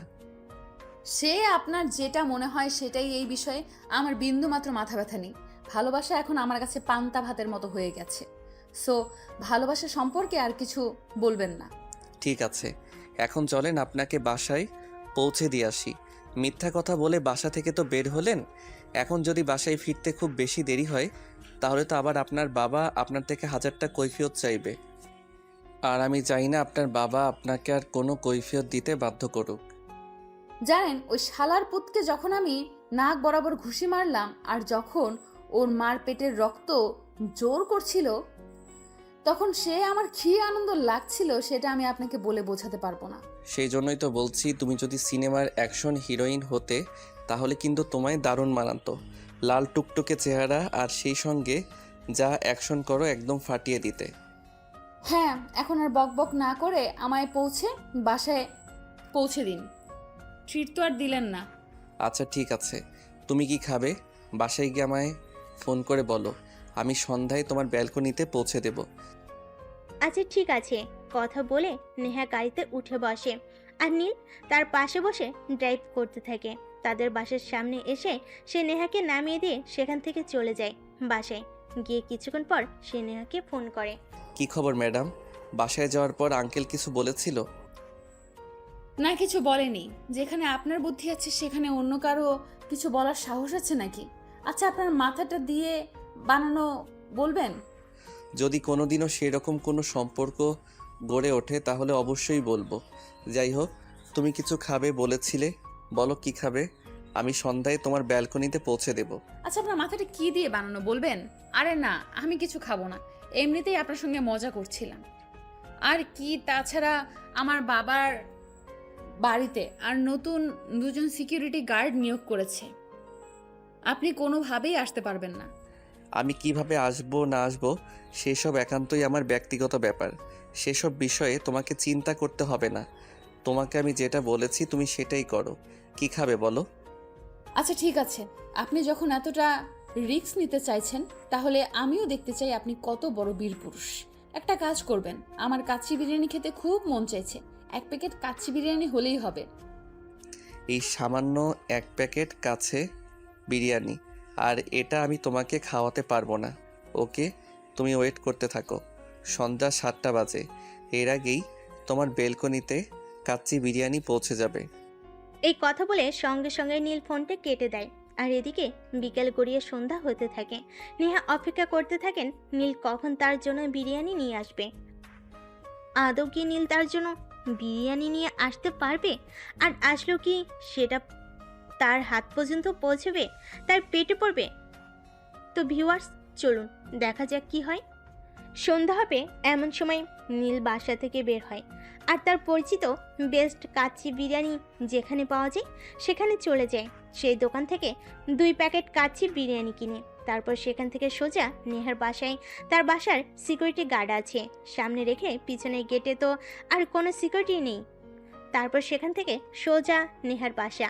তার বাসায় সিকিউরিটি গার্ড আছে, সামনে রেখে পিছনের গেটে তো আর কোনো সিকিউরিটি গার্ড নেই। তাই নীল দেওয়াল টপকে বাড়ির ভিতরে প্রবেশ করে আর পানির পাইপ বেয়ে নেহার বেলকনি পর্যন্ত চলে আসে। নেহা তখন নিজের রুমে বসে বসে নীলের জন্য অপেক্ষা করছিল। নীল বেলকনিতে উঠে গেছে, কারণ বেলকনিতে কোনো গ্রিল দেওয়া ছিল না, তাই সহজেই রুমের ভিতরে চলে আসে। নীলকে দেখে নেহা একটা চিৎকার দিবে এমন সময় নীল তার মুখ চেপে ধরে আর বলে, এই কি করছো তুমি? তুমি চিৎকার দিলে তো তোমার বাবা মা জেনে যাবে এখানে আমি এসেছি। একটা কাজ করো, তাড়াতাড়ি রুমের দরজাটা লাগিয়ে দিয়ে এসো। কিন্তু আপনি এখানে আসলেন কিভাবে? আমাদের বাড়ির সিকিউরিটি গার্ড আপনাকে দেখেনি? সিকিউরিটি গার্ড যদি আমাকে দেখতেই পেত তাহলে আমি এখনও এখানে দাঁড়িয়ে আছি কিভাবে? তাহলে তো এতক্ষণে মেরে আমার হাড় মাংস এক করে দিত। যাই হোক, তোমাকে যেটা বলেছি সেটাই করো। তখন নেহার রুম থেকে বের হয়ে চারপাশ একটু ভালো করে দেখে, তারপর রুমে এসে দরজাটা লাগিয়ে দেয়। আর বিরিয়ানির প্যাকেট দুটো তখন নীল নেহার হাতে তুলে দেয়। দুটো বিরিয়ানির প্যাকেট দেখে নেহা বলে, আরে আপনি তো দেখছি পাগল হয়ে গেছেন। আমি বিরিয়ানি খেতে চাইলাম বলে আপনি 2 প্যাকেট নিয়ে এসেছেন। আমি তো 1 প্যাকেট বিরিয়ানি শেষ করতে পারি না, সেখানে 2 প্যাকেট কিভাবে শেষ করব? তুমি কি নিজের খাওয়া ছাড়া দুনিয়াতে আর কিছু বোঝো না নাকি? এই যে আমি এখানে দাঁড়িয়ে আছি, আমি বসে বসে দেখব আর তুমি খাবে, তোমার পেট খারাপ করবে না? ও, সেটা আগে বললেই তো পারতেন, আমার সঙ্গে আপনিও খাবেন, তাহলেই তো আর আমি এত কথা পেঁচাতাম না, সোজা সাপটা হয়ে যেত। হ্যাঁ, এখন কথা না বাড়িয়ে তাড়াতাড়ি 1 প্লেট আমাকে দাও, আর 1 মিনিট তুমি নিয়ে বসে খাওয়া দাওয়া করে তারপর আবার চলে যাব। তখন নেহা আর কোনো কথা না বলে একটা প্লেট নীলের দিকে এগিয়ে দেয় আর অন্য একটা প্লেট হাতে নিয়ে এসে খেতে থাকে। নীল তাকিয়ে তাকিয়ে তার খাওয়া দেখছিল, সেটা দেখে নেহা বুঝতে পেরে বলে, কি ব্যাপার, আপনি এভাবে আমার দিকে তাকিয়ে আছেন কেন? আপনার প্লেটে খাবার আছে তো, সেটা খান। এভাবে তাকিয়ে থাকলে আমার পেট ব্যথা করবে তো। না মানে আসলে আমি তোমার খাওয়া দেখছি না, তোমাকে দেখছিলাম। তোমার মতো একটা মেয়েকে কিভাবে ঠকাতে পারে, তোমার মতো একটা মেয়ের সাথে কিভাবে প্রতারণা করতে পারে, এটা জাস্ট আমার ধারণার বাহিরে। ওসব কথা আপনি বাদ দিন তো। আমি ওসব কথা এখন আর মনে রাখি না, সব কিছুই ভুলে গেছি। এখন চুপচাপ তাড়াতাড়ি করে খাবারটা খেয়ে নেন, কারণ আমার বাবা মা কখনো আমার রুমে চলে আসবে তার কোনো গ্যারান্টি নেই। আর যদি ঘুণাক্ষরেও জানতে পারে আপনি লুকিয়ে লুকিয়ে আমার রুমে এসেছেন, তাহলে যে কি হবে সেটার তো কোনো নিশ্চয়তা নেই। হ্যাঁ, সেটা তুমি একদম ঠিক কথা বলেছ, কিন্তু তোমাকে একটা রিকোয়েস্ট করব, রাখবে? রিকোয়েস্ট কেন বলছেন? বলুন না, কি বলবেন? দেখো, আমাদের বয়সের গ্যাপ খুব একটা হবে না, এই বছর 2-1 মতো হবে, তাই বলছিলাম তুমি আর আমাকে আপনি করে বলো না। আপনি কথাটা কেমন জানি শোনাই, তুমি আমাকে আজ থেকে তুমি করে বলো। আচ্ছা ঠিক আছে, কোনো সমস্যা নেই, আজ থেকে আমি তোমাকে তুমি করেই বলবো, কিন্তু এখন দয়া করে খাবারটা শেষ করো আর এখান থেকে বিদায় হও। তখন নীল আর কোনো কথা না বলে চুপচাপ খাবার খেতে থাকে। তারপর বেলকনিতে যেভাবে এসেছিল সেভাবে সেখান থেকে বের হয়ে আসে। এভাবে চলতে থাকলো দিনকাল। ইদানিং মাঝে মধ্যেই নেহা এটা ওটার আবদার করে, আর নীল সেগুলো মেটাতে থাকে। নেহা তার কাছে কিছু একটা চাইলে তার খুবই ভালো লাগে। নেহা যখন রাতের 12টার সময় ফোন দিয়ে বলে তার জন্য ফুচকা নিয়ে যেতে, নীল দেওয়াল টপকে তার জন্য ফুচকা নিয়ে যায়। দুজনে একসঙ্গে বসে খায়, খুব এনজয় করে টাইমগুলা। এভাবেই চলতে থাকে তাদের সময়। ইদানিং নীল বুঝতে পারে নেহা তার প্রতি অনেকটাই দুর্বল। হয়তো মনে মনে নীলকে ভালোবেসে ফেলেছে, তাই সে সবসময় হয়তো নীলের কাছে এটা ওটা আবদার করে। প্রায় মাস দুয়েক পর একদিন নীল আর নেহা বাসা থেকে বের হয়েছে একটু ঘুরতে যাবে বলে। তারা একটা পার্কে এসে বসে। তখনই হঠাৎ নেহা নীলকে প্রশ্ন করে, আচ্ছা নীল, ধরো কোনো একদিন তোমার স্বপ্নের রানী, মানে তুমি যেরকম চাও আর কি, সেরকম একটা মেয়ে নীল শাড়ি পরে হাতে একগুচ্ছ গোলাপ নিয়ে তোমার সামনে এসে দাঁড়ায় আর ভালোবাসার কথা বলে, তখন তুমি কি করবে? সেরকম কেউ আমার জীবনে আসবে না সেটা আমি জানি, কিন্তু তারপরও যদি আমার মতো আনস্মার্ট রোমান্টিক একটা ছেলেকে কেউ ভালোবাসে আর নীল শাড়ি হাতে একগুচ্ছ লাল গোলাপ নিয়ে প্রপোজ করতে আসে, আমি সঙ্গে সঙ্গে তাকে অ্যাকসেপ্ট করে নেব আর আমার বুকে জড়িয়ে নেব। তবে সেটা হতে হবে কোনো স্পেশাল ডেতে, যেমন আমার বার্থডে বা এরকম কোনো স্পেশাল ডেতে। তখন নীল আর কোনো কথা বলেনি। সেই দিনকার মতো ঘোরাঘুরি শেষ করে বাসায় চলে আসে। আসলে নেহা জানে তার জন্মদিন কবে। তার জন্মদিন খুব বেশি দূরে নয়, তাই তো কাছেই, আর 1 সপ্তাহ পরে। তাই সে সেই দিনটার জন্য প্রস্তুতি নিতে থাকে। এদিকে দেখতে দেখতে নীলের জন্মদিন চলে আসে। জন্মদিনের 2 দিন আগে নীল নেহাকে তার পরিবার সহ তাদের বাড়িতে ইনভাইট করে।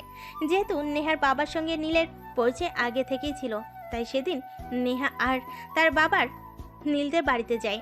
নেহা আজ অনেক সুন্দর একটা নীল রঙের শাড়ি পরেছে, সেই সঙ্গে তার খোপায় অনেকগুলো গোলাপ ফুল গাঁথা আছে, সেজন্য সে একটু সাজগোজ করেছে। তাই সব মিলিয়ে নেহাকে একটু অন্যরকম লাগছে। এদিকে জন্মদিনের অনুষ্ঠান শুরু হয়ে গেল। নীল কেক কেটে সবাইকে খাইয়ে দিল। তখনই নেহা তার কানের কাছে মুখ নিয়ে বলল, একটু ছাদে যেতে। এই কথা বলে নেহা নীলদের ছাদে চলে আসে, আর পিছন পিছন নীলও আসে। বাকি সবাই নিজের অনুষ্ঠানে মগ্ন ছিল, তাই কেউ কিছু খেয়াল করেনি।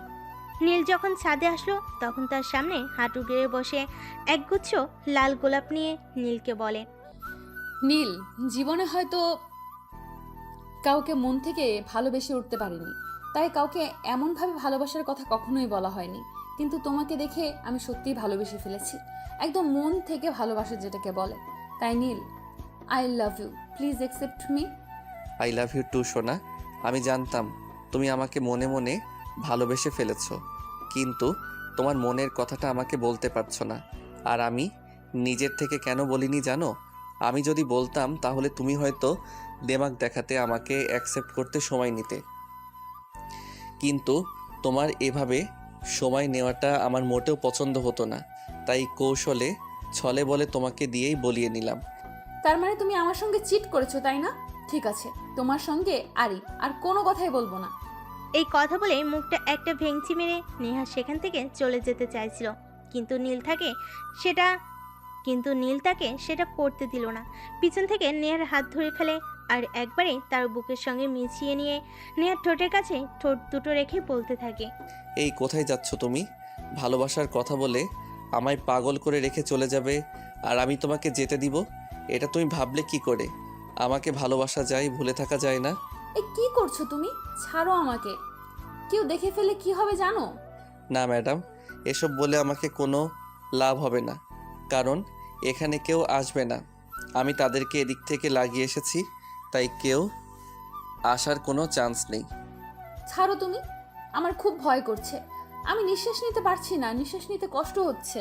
হ্যাঁ, সেটা তুমি দেখতেই পাচ্ছি যে তোমার বুকটা ধড়ফড় করছে, কিন্তু ভালোবাসার মানুষের কাছে আসলে যে এমনটাই হয় সেটা তোমার জানা নেই। এই কথা বলে নীল তাকে আরেকটু টান দিয়ে তার কাছে টেনে নেয় আর ঠোঁটে আলতো করে একটা ভালোবাসার পরশ এঁকে দেয়। নেহা নীলের ঠোঁটের ছোঁয়া পেয়ে একদম কেঁপে ওঠে, তার সারা শরীর কাঁটা দিয়ে ওঠে। সেটা দেখে নীল বলে, এই কি হয়েছে তোমার? তুমি এভাবে কাঁপছো কেন? এখানে তো তুমি আর আমি ছাড়া অন্য কেউ নেই, এত ভয় পাওয়ার কি আছে? আমি ভয় পাচ্ছি না।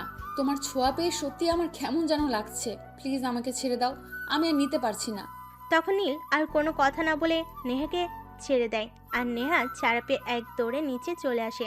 তারপর বাড়িতে খাওয়া দাওয়া করে রাতে তার বাবাকে নিয়ে বাসায় চলে আসে। সে দেখে ছেলের জন্মদিন উপলক্ষে নীলের বাবা বাড়িতে এসেছে। তাই পরের দিন সকালবেলা তিনি নীলকে ব্রেকফাস্ট টেবিলে ডাকেন আর নীলকে বলেন, নীল, তোমাকে আমি কয়েকদিন আগে একটা কথা বলেছিলাম, সেটা তোমার মনে আছে? মানে তোমার বিয়ের বিষয়ে। এই কথা শুনে তো নীলের মাথায় একদম আকাশ ভেঙে পড়ে। কি করবে কিছু ভেবে পাচ্ছে না, কারণ সে এই মুহূর্তে নেহাকে ভালোবাসে।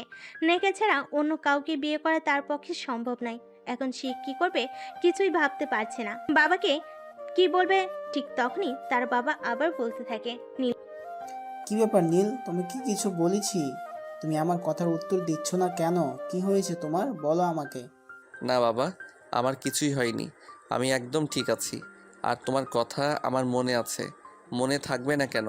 তুমি তো আমাকে বলেছিলে তোমার পরিচিত একজনের মেয়ের সঙ্গে তুমি আমার বিয়ের কথা বলেছ, যদিও সেই মেয়ের সঙ্গে এখনো পর্যন্ত তোমার, আমার বা পরিবারের কারোরই দেখা হয়নি।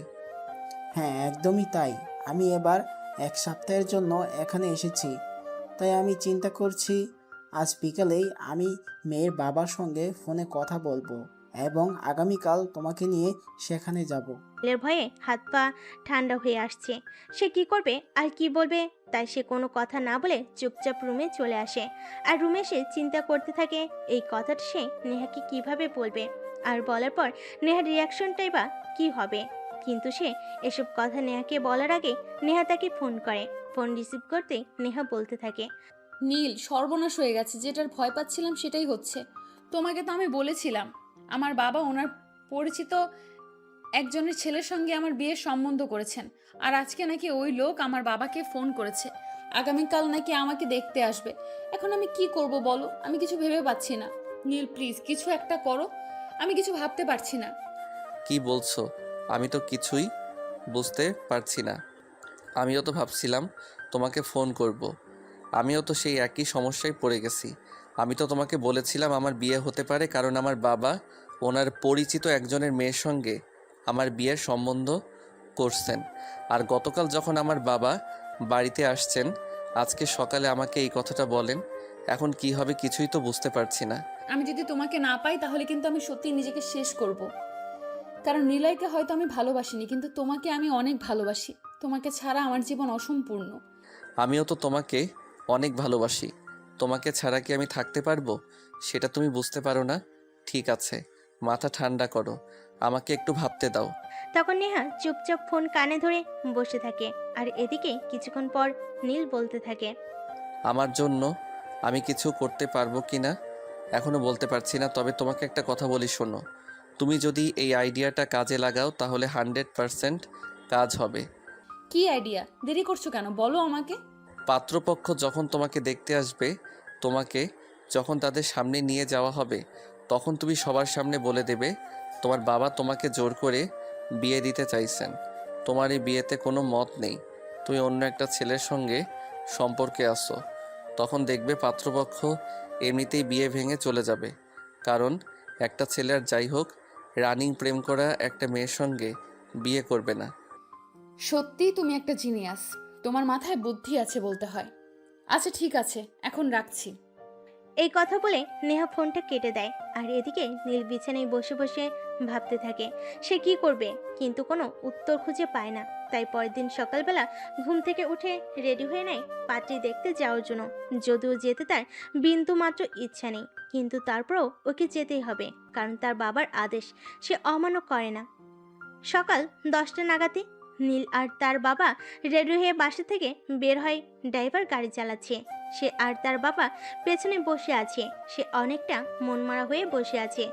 এটা থেকে তার বাবা বলে, কি ব্যাপার নীল, কি হয়েছে তোমার? তুমি এইভাবে মনমরা হয়ে বসে আছো কেন? তোমাকে এভাবে মনমরা হয়ে বসে থাকলে দেখতে আমার ভালো লাগে না। কই বাবা, কিছুই হয়নি। আসলে প্রথমবার বিয়ের পাত্রী দেখতে যাচ্ছি তো, তাই একটু নার্ভাস লাগছে, অন্য কোনো কিছু হয়নি। তাহলে তুমি তোমার চেহারাটা ঠিক করে বসো, তা না হলে সবাই ভাববে আমি তোমার বাবা হয়ে একটা মেয়ের সঙ্গে তোমাকে জোর করে বিয়ে দিচ্ছি। তখন নীল তার বাবাকে কোনো উত্তর দেয় না, কিন্তু এভাবেই চুপ বসে থাকে। কিছুক্ষণ পর দেখে গাড়িটা তার পরিচিত রাস্তা ধরে এগুচ্ছে। তাই সে তার বাবাকে বলে, বাবা, আমরা যেখানে যাচ্ছি এই বাসাটা কি এই রাস্তাতেই? হ্যাঁ, আমরা সেখানে যাচ্ছি। এই বাসাটা এই রাস্তার দিয়ে আর একটু সামনে গেলেই পড়বে। কিন্তু কেন বলো তো? না মানে এমনি জিজ্ঞাসা করছিলাম আর কি। আসলে এই রাস্তা দিয়ে মাঝে মধ্যে আমার যাওয়া আসা হয়ে থাকে তো তাই। তখন নিজের বাবা আর কোনো কথা বলেনি। গাড়ি চলতে থাকে এভাবে। প্রায় কিছু সময় চলার পর একটা বাড়ির সামনে এসে গাড়িটা দাঁড় হয়। আর তখনই নীল সেটা দেখে একদম চমকে যায়, কারণ এটা তো নেহাদের বাসা, যেখানে এর আগেও বহুবার এসেছে।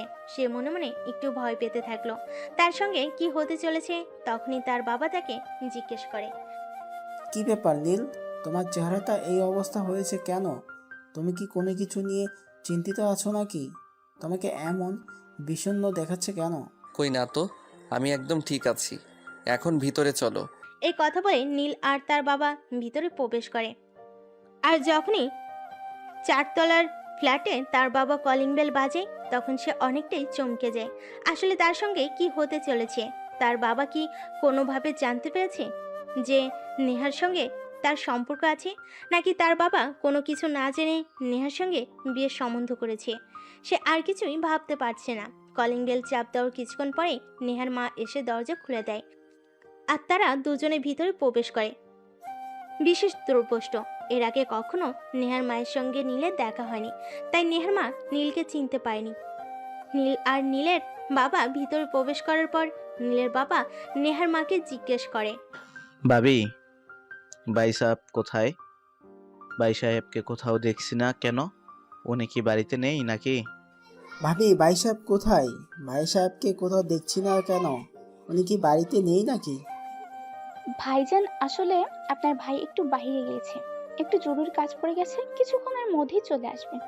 আপনি কোনো চিন্তা করবেন না, আপনারা প্লিজ বসুন। আমার মেয়েও রেডি হচ্ছে, কিছুক্ষণের মধ্যেই আপনাদের সামনে চলে আসবে। অপরদিকে নীল তো পড়ে গেছে মহা চিন্তায়। সে কি করবে কিছু ভেবে পাচ্ছে না। নেহাকে ফোন দেওয়ার জন্য অনেক চেষ্টা করেছে, কিন্তু কোনোভাবেই ফোন করতে পারছে না, কারণ তার পাশেই তার বাবা বসে আছে। তার বাবার সামনে নেহাকে ফোন করে কোনো কিছু কিভাবে বলবে। আর এদিকে নেহা যদি তার বলে দেওয়া কথাগুলো তার বাবার সামনে এসে বলে, তাহলে তো বিয়েটা একদম ভেঙে যাবে। এখন কি হবে? মনে মনে এসব কিছু চিন্তা করতে থাকে। অপরদিকে নেহা পাত্রপক্ষের সামনে আসার জন্য প্রস্তুতি নেই। এমন সময় তার বাবা বাড়িতে আসে, আর তার বাবা বাড়িতে এসে নীলকে দেখতে পেয়ে বলে, আরে তুমি সেই ছেলেটা না, যে ছেলেটা সেদিন আমার মেয়েকে আত্মহত্যার হাত থেকে বাঁচিয়ে এনেছিলেন? এই কথা শুনে নীলের বাবা অনেকটা চমকে গিয়ে নেহার বাবাকে বলে, কি ব্যাপার আমজাদ সাহেব, আপনি কি আমার ছেলেকে চেনেন নাকি?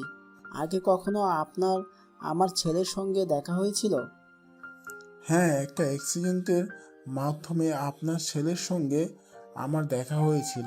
তবে আমি জানি না আপনার ছেলে সেই বিষয়ে আমাকে কিছু বলেছে কিনা, আর সেটা শোনার পরও আপনার ছেলের সাথে আমার মেয়ের বিয়ে দেবেন কিনা আদৌ আমি জানি না। আপনি কি বলছেন? আমি তো কিছুই বুঝতে পারছি না। প্লিজ একটু খুলে বলুন, আমি নিজেকে কনফিউশনে রাখতে চাই না। তখন নেহার বাবা কিছু একটা বলতে চাইছিল, কিন্তু সেই সুযোগ তিনি আর পেলেন না, কারণ তখনই নেহা সেখানে প্রবেশ করে আর সবাইকে সালাম দিয়ে কারোর দিকে না থেকে সোফায় বসে। আর তারপর কাউকে কিছু না বলার সুযোগ দিয়ে সে বলতে থাকে, দেখুন, আপনাদের সম্পর্কে আমি কোনো কিছু জানি না, আর আপনাদের সম্পর্কে আমি কোনো মন্তব্যও করতে চাই না।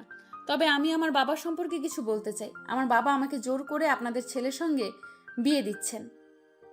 আপনাদের ছেলেকে আমার বিয়ে করার কোনো ইচ্ছে নেই, কারণ আমি অন্য একজনকে ভালোবাসি। কিন্তু আমার বাবা আমার সেই ভালোবাসার সম্পর্ক মেনে নিতে নারাজ, তাই আপনাদের ছেলের সঙ্গে আমাকে জোর করে বিয়ে দিচ্ছেন।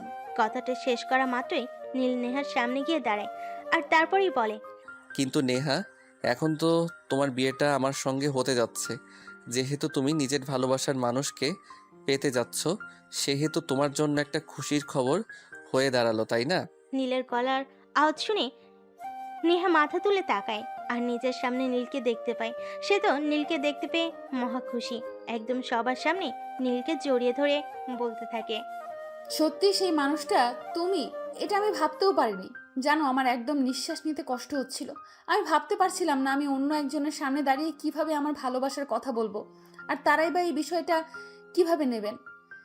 যাই হোক, অবশেষে আমি তোমাকে পেয়ে গেছি, আমার আর কোনো সমস্যা নেই। তখনই নীলের বাবা নীলকে উদ্দেশ্য করে বলতে থাকে। কিছু বুঝতে পারছি না, আমাকে প্লিজ একটু খুলে বলো। বাবা, আমার নেহার সঙ্গে আমার প্রেমের সম্পর্ক চলছে, কিন্তু আমি তোমাকে ভয় পেয়ে কোনো কিছু বলতে পারিনি।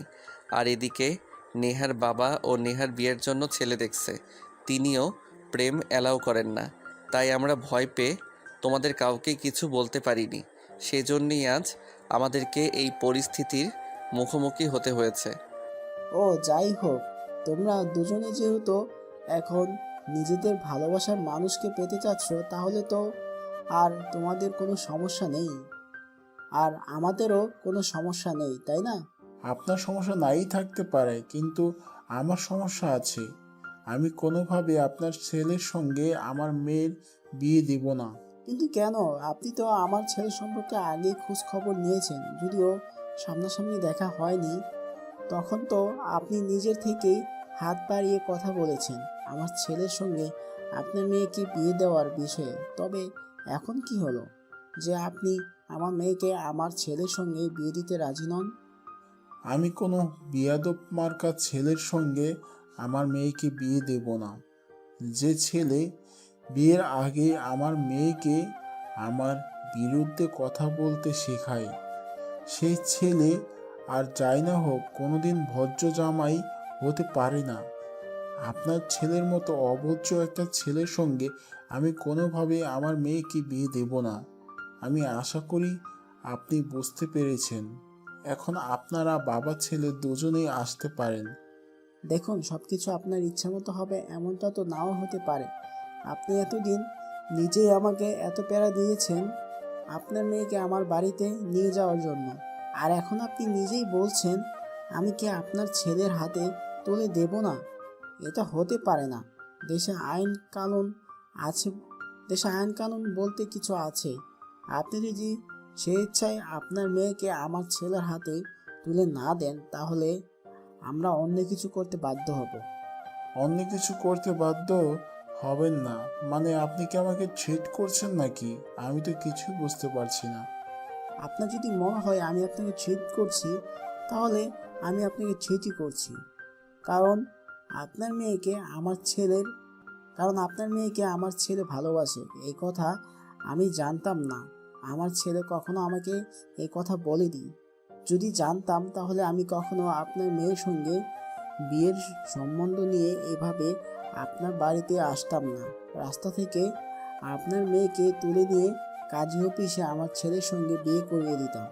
আপনি তো দেখছি আমার ঘরে বসে আমাকে হুমকি দিচ্ছেন। জানেন এর জন্য আমি কি করতে পারি? হ্যাঁ, আমি খুব ভালো করেই জানি আপনি কি বলতে পারেন।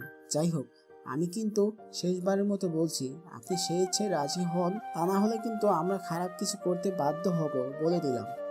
কারণ আপনার মেয়েকে যেহেতু আমার ছেলে ভালোবাসে, আমারও পছন্দ হয়েছে, তাই আমি আমার বাড়ির পুত্রবধূ বানাবো, সেটা যেভাবেই হোক। এই কথা বলে নীলের বাবা বসা থেকে উঠে দাঁড়ায়, আর তারপর নীলের হাত ধরে টান দিয়ে তাকে উঠে দাঁড় করায়, আর নেহার বাবার দিকে তাকিয়ে বলে। আপনাকে আমি 1 সপ্তাহ সময় দিয়ে গেলাম। 1 সপ্তাহ সময়ের মধ্যে যদি আপনি আপনার মেয়ের আর আমার ছেলের বিয়ের তারিখ ঠিক না করেন, তাহলে কিন্তু আমি যেটা বলেছি আমি সেটাই করব।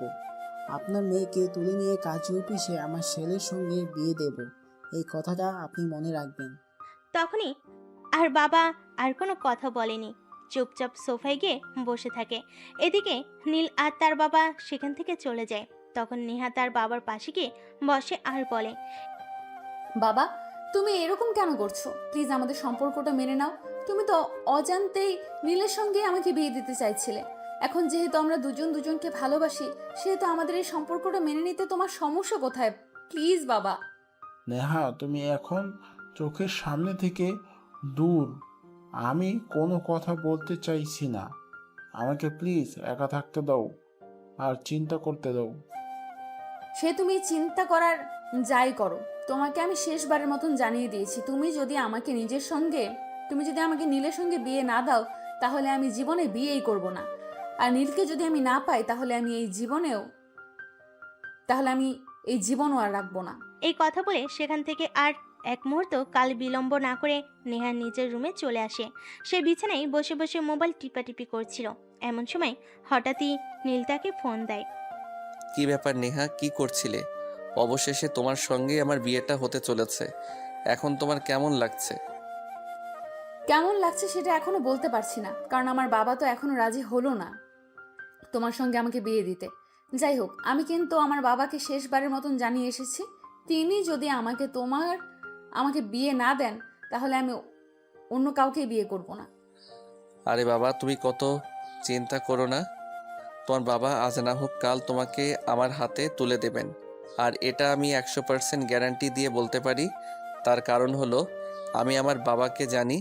আমার বাবা যখন কোনো কাজে হাত দেন, সেই কাজে তিনি সফল হয়েই ফিরেন। হ্যাঁ, আমিও আল্লাপাক রাব্বুল আলামিনের কাছে এটাই চাই, যে আমাদের ভালোবাসা যেন পরিপূর্ণতা পায়।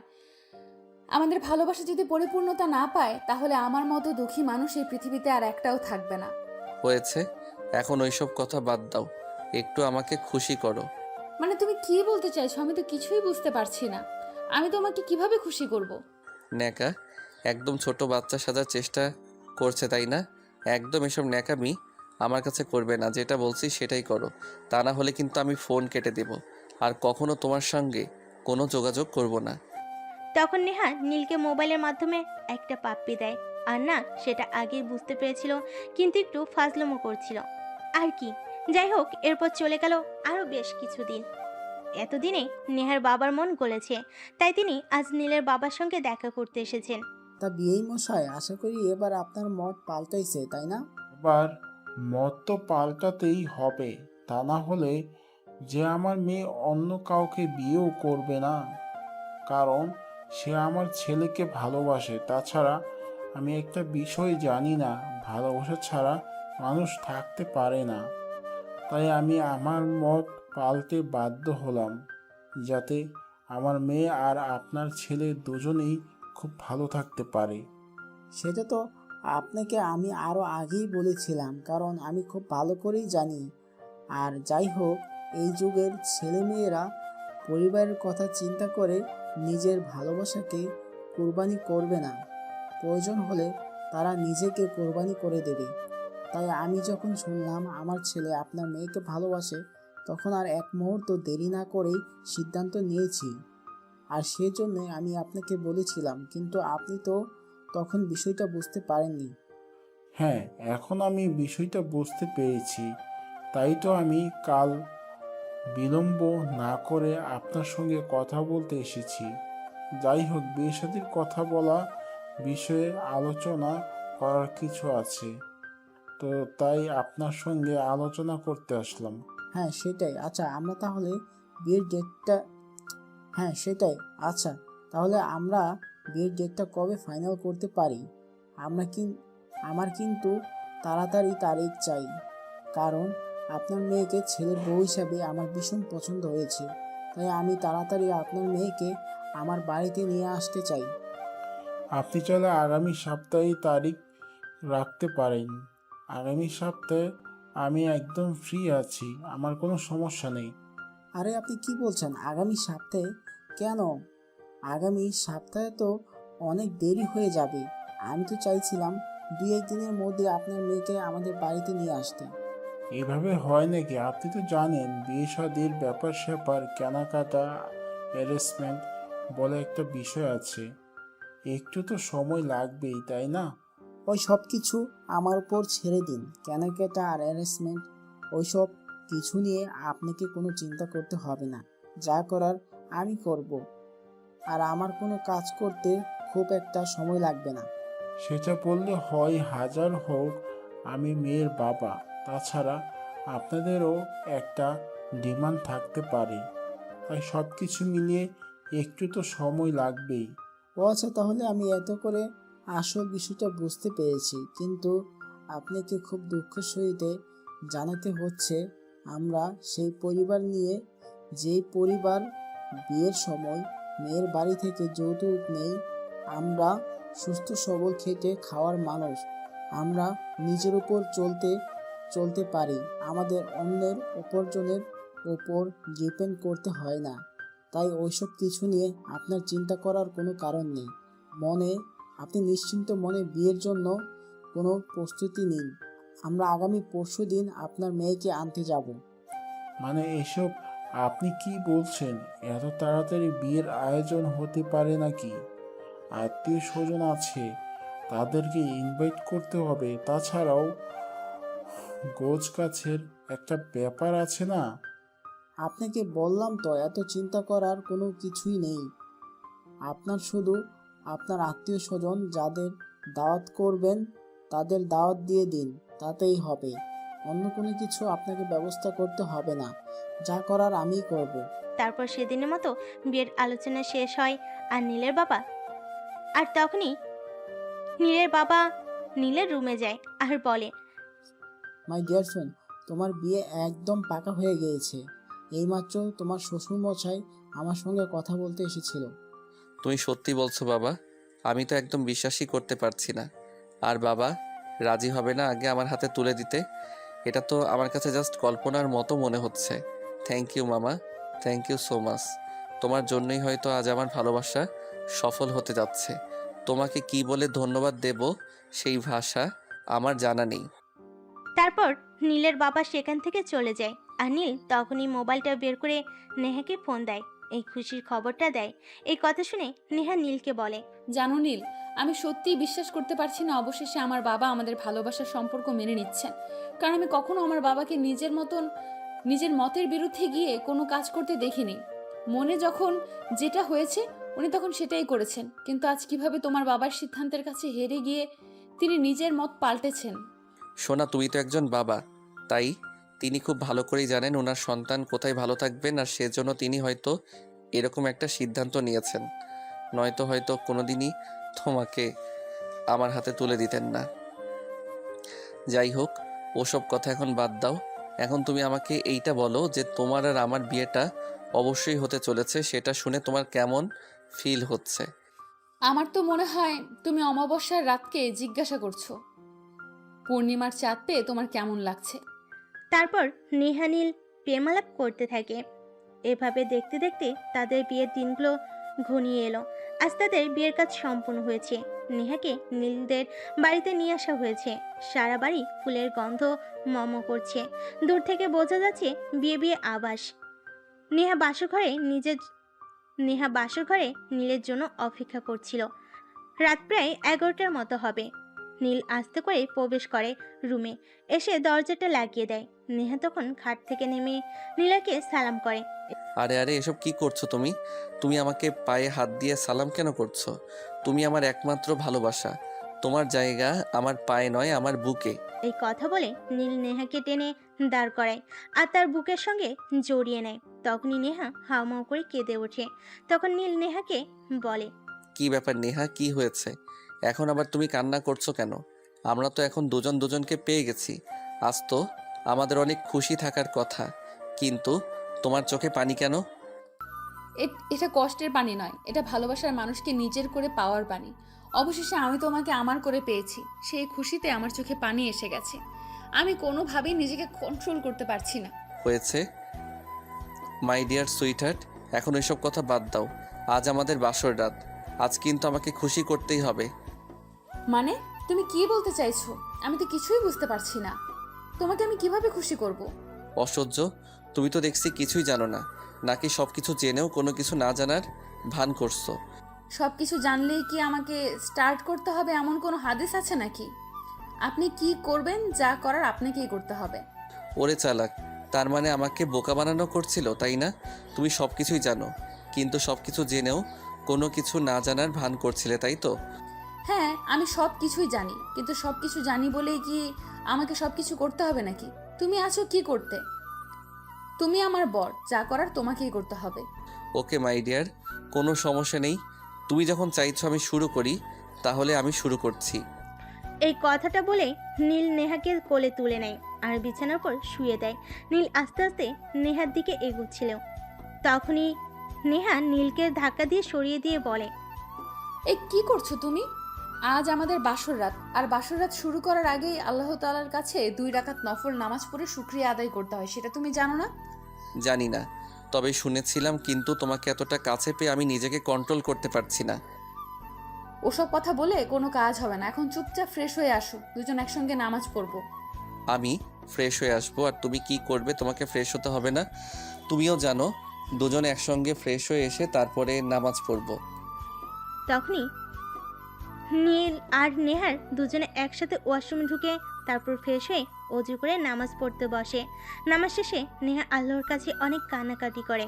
যেভাবে সে নিজের ভালোবাসাকে চিনেছে, যেভাবে সে নিজের ভালোবাসার মানুষকে নিজের করে পেয়েছে, তাকে যেন আর কোনোদিনও ভালোবাসার মানুষকে হারাতে না হয়।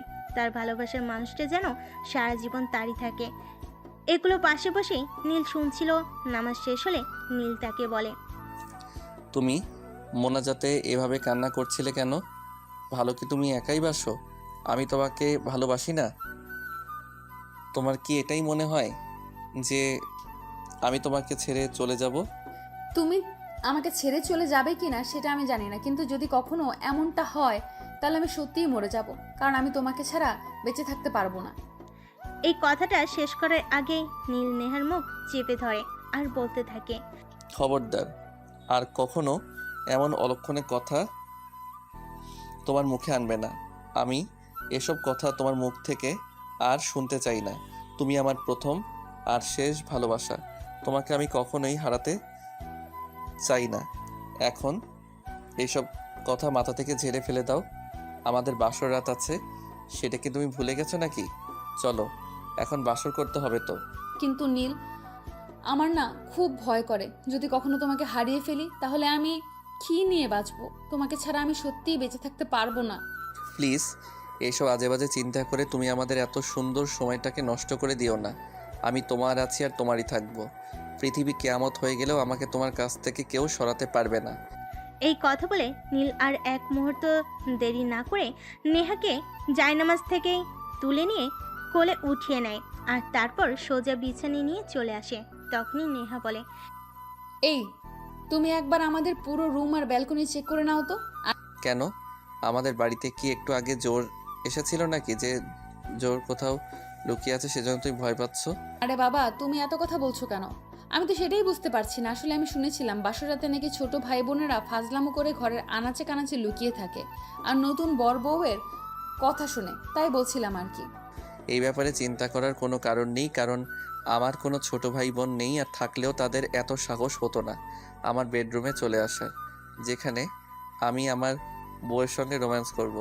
এই কথা বলে নীল নেহার দিকে এগোতে থাকে আর নেহা তখন পিছোতে শুরু করে। এটা দেখে নীল বলে, কি ব্যাপার, কি হয়েছে? তুমি এভাবে পিছাচ্ছ কেন? আমার কাছে আসো। আমার না কেমন জানি লাগছে, কেমন একটা অস্থির অস্থির হচ্ছে। এরকমটা সবারই হয়। এখন প্লিজ আমার কাছে এসো, আমি তোমার থেকে আর নিজেকে দূরে দূরে রাখতে পারছি না। এই কথা বলে নীল নেহার হাত ধরে আর একটু নিজের কাছে টেনে নেয় আর তাকে ভালোবাসতে শুরু করে।